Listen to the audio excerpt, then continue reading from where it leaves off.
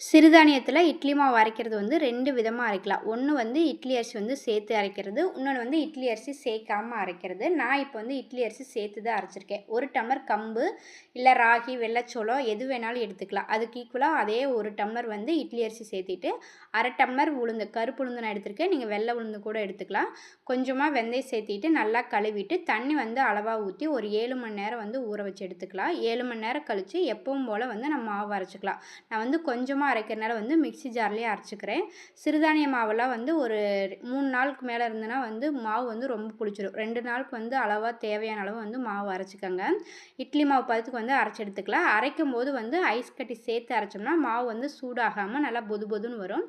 அதுக்கப்புறம் தேவையான அளவு உப்பு சேர்த்திட்டு நல்லா கலந்து விட்டுருங்க. கையிலே வந்து கரைச்சா தான் மாவு வந்து புளிக்கும்.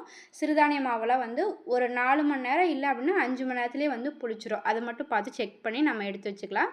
அதுக்கப்புறம் எப்பவும் போல் வந்து நம்ம நார்மலாக வந்து இட்லி ஊற்றிக்கலாம்.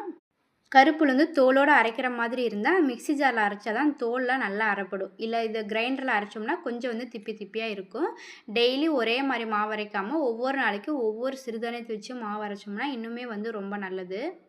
இந்த இட்லி வந்து எல்லாருமே சாப்பிட்லாங்க. ஆனால் வந்து இட்லி வந்து கொஞ்சம் கலராக இருக்கும். ஒயிட்டாக இருக்காது. இந்த மாதிரி வந்து கலராக தான் இருக்கும்.